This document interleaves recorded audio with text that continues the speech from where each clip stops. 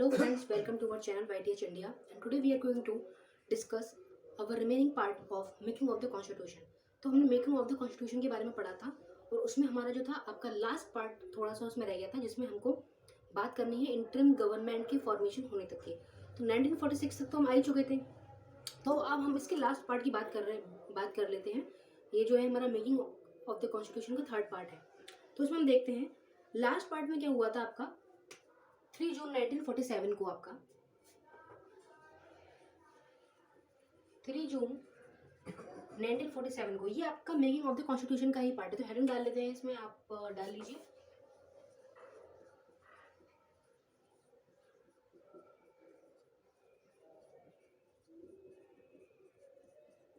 Making of the constitution, और इसको थोड़ा नीचे ले लेते हैं। आपका 3 जून 1947 को जो है लॉर्ड माउंटबेटन प्लान आया। ठीक है, हमारे जो लास्ट आपके वायसराय जो रहे थे वो लॉर्ड माउंटबेटन ही थे। तो उनका एक प्लान आया जिसमें वो बात करते हैं division of India, division of India and Pakistan. यानी यहाँ पर अब पाकिस्तान के जन्म की बात हो चुकी है। तो यहाँ पर बात हो रही है division of India and Pakistan plan. इस दौरान क्या था आपका total division of India Pakistan आपका हो चुका था। अब हम बात करते हैं, तो बात की गई कि आपका जो कितनी रियासतें जो है इंडिया में रहना चाहती हैं, कितनी पाकिस्तान में रहना चाहती हैं। तो हमारी जो थी टोटल 552 आपकी प्रिंसली स्टेट्स थी।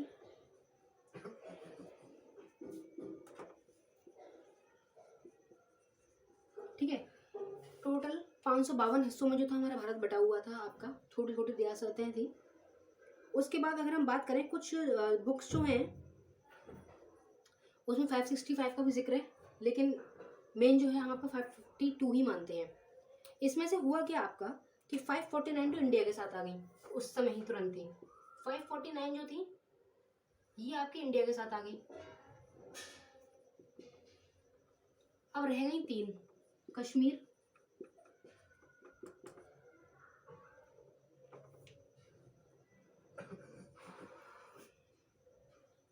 ठीक है 3 रिमेनिंग रह गई। इसको यहाँ देखते हैं क्योंकि हमें ये भी यहाँ पर पढ़ना है कि ये किस तरीके से ऑक्यूपाई की गई है।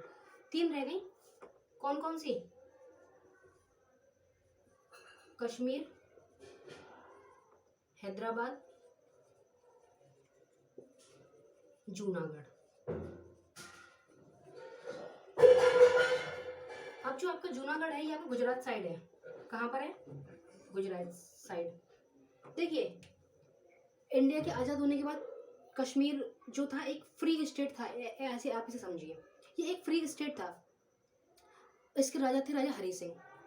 उन्होंने बोला कि हम तो न्यूट्रल रहना चाहते हैं, तो कहा ठीक है। लेकिन तभी पाकिस्तान पर अटैक कर दिया गया, जिसमें पाकिस्तान गवर्नमेंट ने जो था, ये पाकिस्तान के लोग जो थे वो ये कह रहे थे कि ये हमारे संग मिलने चाहिए। लेकिन उस समय कश्मीर में जो थी हिंदू मेजोरिटी थी आपकी, जम्मू एंड कश्मीर में है। आप अगर आज भी जम्मू कश्मीर का हिस्सा देखोगे तो जम्मू में जो है हिंदू मेजोरिटी है और कश्मीर में जो है अब है मुस्लिम मेजोरिटी। लेकिन उस टाइम पे वहाँ के राजा जो थे हरी सिंह थे। ठीक है, और कश्मीर हमारे इंडिया का काफ़ी इंपॉर्टेंट पार्ट है, तो हम पाकिस्तान भेज के जा सकते हैं। तो राजा हरी सिंह जो थे तुरंत भाग कर आए। उन्होंने जवाहरलाल नेहरू से जो था रिक्वेस्ट करी कि आप प्लीज़ हमारे कश्मीर को बचाइए, इन लोगों ने तो हम पे अटैक कर दिया। तो उन्होंने बोला कि आपने तो न्यूट्रल रखा है खुद को, हम किस बेस पे जो है आपको प्रोटेक्ट करें। तो जवाहरलाल नेहरू ने कहा ठीक है, मैं अपनी फोर्सेस तो भेज दूंगा, इंडियन आर्मी तो भेज दूंगा, लेकिन आपको एक ट्रीटी साइन करनी होगी। उस ट्रीटी का नाम है instrument of accession. Instrument of accession. इस ट्रीटी के ही थ्रू कश्मीर उस समय भारत का पूर्ण तौर से हिस्सा तो नहीं बना, लेकिन ये भारत का अभिन्न हिस्सा बन गया। ठीक है, पूर्ण तौर से हिस्सा नहीं बना, लेकिन ये भारत का एक अभिन्न हिस्सा बन गया। आपका इंस्ट्रूमेंट ऑफ एक्सेशन 1947 में साइन किया गया। इस ट्रीटी के साइन होते ही जैसे मैंने कहा ठीक है, मैं अपने लोगों को बचाने के लिए कुछ भी करूंगा, क्योंकि वहाँ के खुद के लोग भारत में ही आना चाहते थे।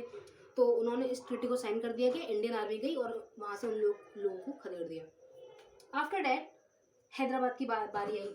हैदराबाद का जो निज़ाम था उसको कुछ चढ़ा, जैसे इंडिया पाकिस्तान डिवीज़न हुआ तो ये जिन्ना से मिला हुआ था, इसने भी सोचा कि चलो कुछ ऐसा ही काम करते हैं। इसने क्या किया कि इसने भी धमकी दी कि मैं भी डायरेक्ट एक्शन डे जो है लॉन्च करूँगा, मतलब हिंदू मुस्लिम झगड़े करवाऊंगा, राइट्स दंगे टाइप हम लोग भड़कवाएंगे अगर आपने जो है हमको पाकिस्तान का हिस्सा नहीं माना। तो इसको जो है फोर्सफुली फिर जो है इस पर कब्जा करना पड़ा। उस समय जो थे हमारे देश के होम मिनिस्टर गृह मंत्रालय में, जैसे आज गृह मंत्रालय में जो है अमित शाह जी हैं, तो उस टाइम पे सरदार वल्लभ भाई पटेल थे। जो सरदार वल्लभ भाई पटेल का जो स्टैचू ऑफ यूनिटी बनाया ना, इन तीनों केस के पढ़ने के बाद हम पढ़ेंगे कि एक्चुअल में उस स्टैचू का मतलब क्या है और इसकी इंपॉर्टेंस क्या है, उसके बारे में हम थोड़ा सा 1 मिनट का डिस्कस कर लेंगे। तो हैदराबाद को जो है इसको जो एक्सेस किया गया, इसको बाय आर्म एक्शन के द्वारा हत्या गया, by arm action, army action. यहाँ पर सीधे सीधे आर्मी भेज दी गई, क्योंकि इसने भी एक तरीके से धमकी दी यहाँ के निज़ाम ने कि हम जो है दंगे करवा देंगे। सरदार वल्लभ भाई पटेल जी ने भी कहा कि ठीक है तुम दंगे करो, हम आर्मी भेजते हैं, हमारे लिए इतनी बड़ी बात है। तो आपकी 1940 ओपी पोलो जो है आपका एक्शन हुआ 1948 में हैदराबाद में। अब हम बात करते हैं आपकी जूनागढ़ की। तो जूनागढ़ जो है बाय रेफरेंडम साइन हुआ, बाय रेफरेंडम। इसमें आपका क्या होता है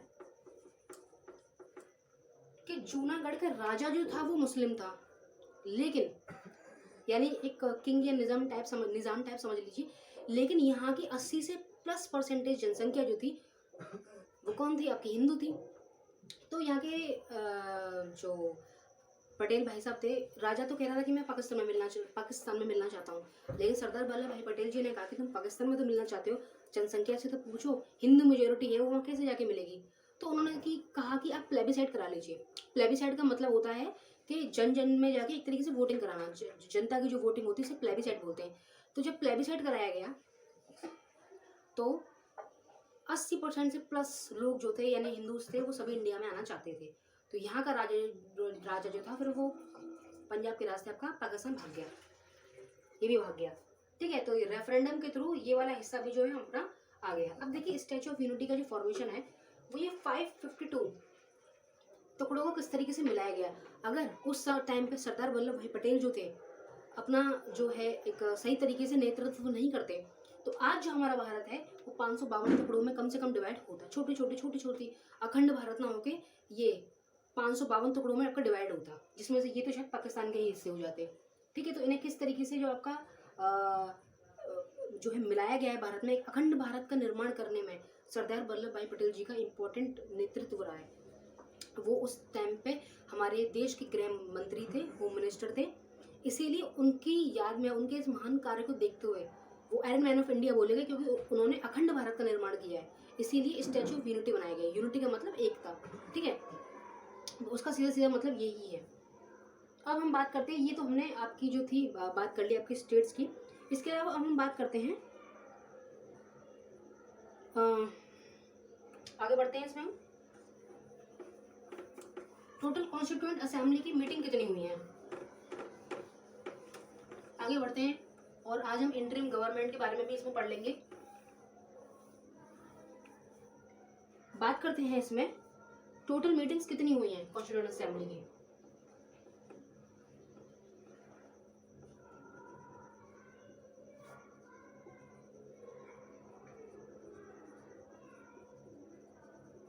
ठीक है, तो 166 टोटल मीटिंग हुई है कॉन्स्टिट्यूएंट असेंबली की, जिसमें से फर्स्ट मीटिंग फर्स्ट सेशन जो है हमारा,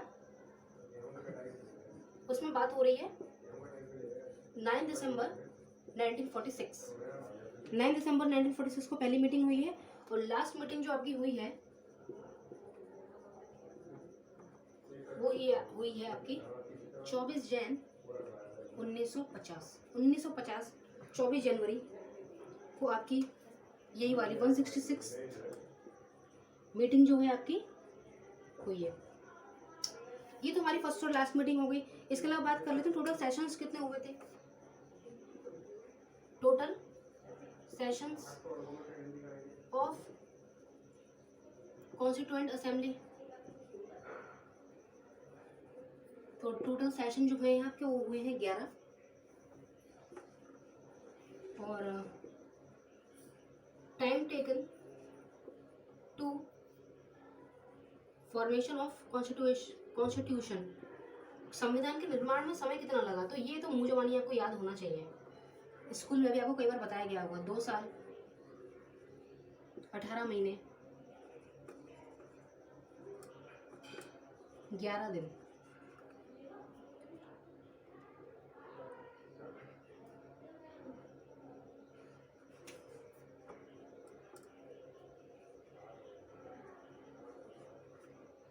ठीक है, 2 साल 11 महीने 18 दिन।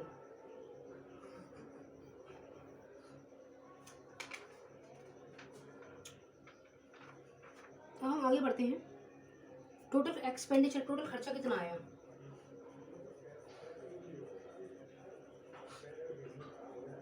इलेक्शन जो उस समय ब्रिटिश ने कराए थे, ये पैसा हमें अंग्रेजों ने ही दिया था, ये 65 लाख, ये पैसा जो था हमको अंग्रेजों ने ही दिया था देश छोड़ने से पहले, क्योंकि एक तरीके से उनकी भी एक नैतिक जिम्मेदारी बनती है।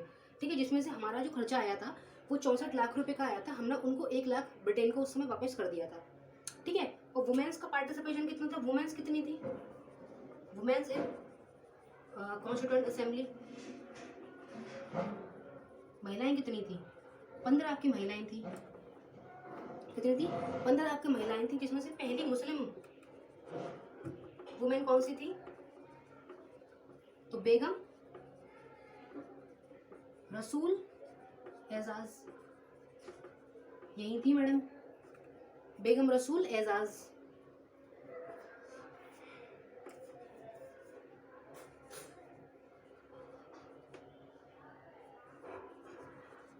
बेगम एजाज रसूल से पहले कर लीजिए, पहली मुस्लिम वुमेन थी है आपकी कॉन्स्टिट्यूएंट असेंबली में, और बाकी टोटल वुमेन जो थी आपकी 15 थी।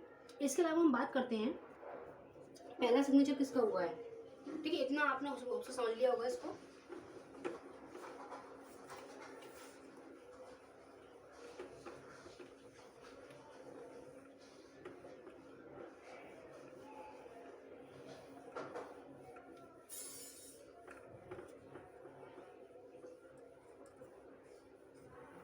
बात करते हैं हम फर्स्ट सिग्नेचर किसका था,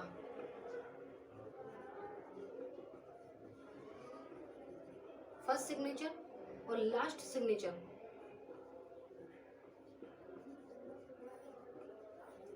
फर्स्ट सिग्नेचर और लास्ट सिग्नेचर कॉन्स्टिट्यूशन में किसका था, तो पहला सिग्नेचर जो था आपका वो था पंडित जवाहरलाल नेहरू,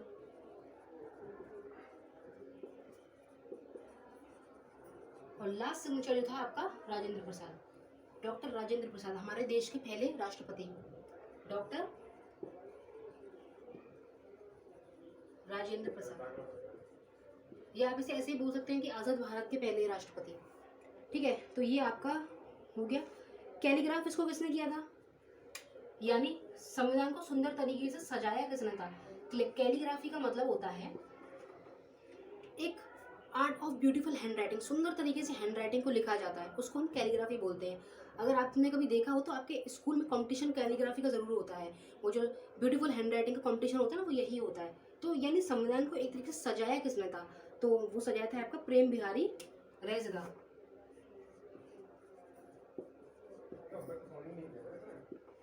प्रेम बिहारी रैजदा। ठीक है, तो ये आपका कैलीग्राफी था। इसके अलावा बात कर लेते हैं हम,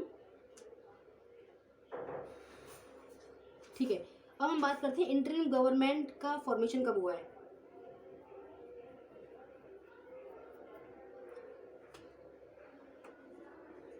सेकेंड सितंबर 1947 को आपका सेटअप ऑफ इंटरिम गवर्नमेंट, एक हमारी इंटरिम गवर्नमेंट बनी है, मतलब पूरी तरीके से नहीं बनी है, टेम्परेरी गवर्नमेंट है। इंटरिम का मतलब टेम्परेरी गवर्नमेंट है। अभी ये वो वाला सिस्टम नहीं है, वो 5 साल वाला सिस्टम जो आता है ना, तो ये वो सिस्टम नहीं है, अभी सिंपल एक सिस्टम है।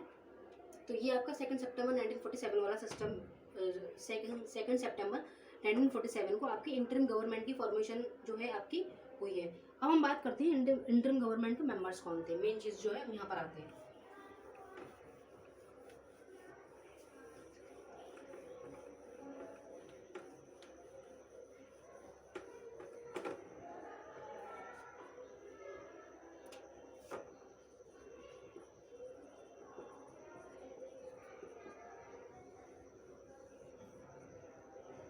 करते हैं सबसे पहले हम एक्सटर्नल अफेयर और कॉमनवेल्थ मिनिस्ट्री। एक्सटर्नल अफेयर्स और कॉमनवेल्थ मिनिस्ट्री, इसके हेड कौन थे? ये आपका पहला डिपार्टमेंट हो गया। इसके अलावा दूसरा डिपार्टमेंट है होम मिनिस्टर का।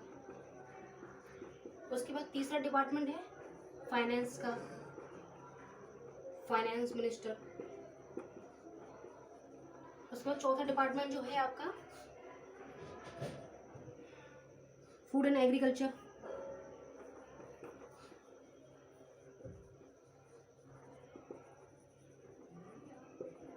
उसके बाद है आपका रेलवे।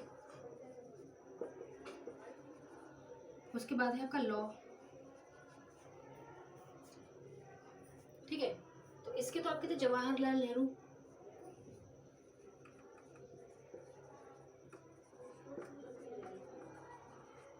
इसके आपके थे, जिसकी हमने अभी बात करी थी, statue of unity, Sardar Vallabh भाई पटेल।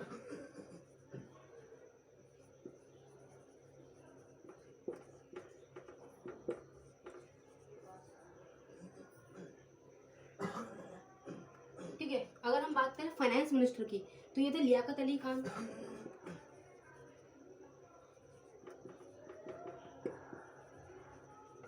ठीक है, लियाकत अली खान थे। और फूड और एग्रीकल्चर के जो थे हैं आपके डॉक्टर राजेंद्र प्रसाद।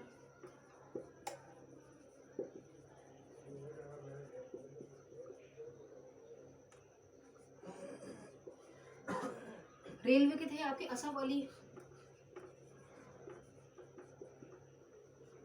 ठीक है, जो आपके लॉ मिनिस्टर थे वो थे जोगिंदर नाथ मंडल। जोगिंदर नाथ मंडल, ये आपके लॉ मिनिस्ट्री में थे। तो ये आपकी एक इंटरिम गवर्नमेंट थी। इतनी पोजीशन की हम बात करते हैं। External affairs, home ministry, Commonwealth ministry sorry. उसके बाद है आपका होम मिनिस्टर। उसके बाद आपके फाइनेंस मिनिस्टर जो कि लियाकत अली खान थे। उसके बाद आपका फूड एंड एग्रीकल्चर डिपार्टमेंट जो था वो डॉक्टर राजेंद्र प्रसाद जी के पास था। उसके बाद आपकी रेलवे मिनिस्ट्री जो है वो असफ अली खान के पास है। और लॉ मिनिस्ट्री जो है आपकी वो जोगिंदर नाथ मंडल के पास है।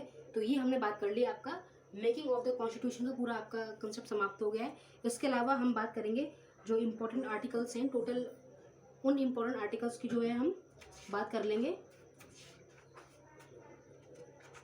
ठीक है, कुछ इंपॉर्टेंट आर्टिकल्स जो है उनकी बात करेंगे। ये डायरेक्ट क्वेश्चन एग्जाम में जो है पूछ लिए जाते हैं, तो इसकी बात हम करेंगे। तो उस सेशन का नाम जो होगा इम्पोर्टेंट आर्टिकल्स। और एक जो है एक सेशन आपका और लिया जाएगा, उसमें जो है इम्पोर्टेंट अमेंडमेंट्स, कॉन्स्टिट्यूशन अमेंडमेंट्स जो हैं उसको हम याद कर लेंगे। तो फिलहाल आपका मेकिंग ऑफ द कॉन्स्टिट्यूशन यहाँ पे समाप्त होता है। So thank you very much, hope you have enjoyed the session. Prepare hard for exam and best of luck for exam. जय हिंद, वंदे मातरम।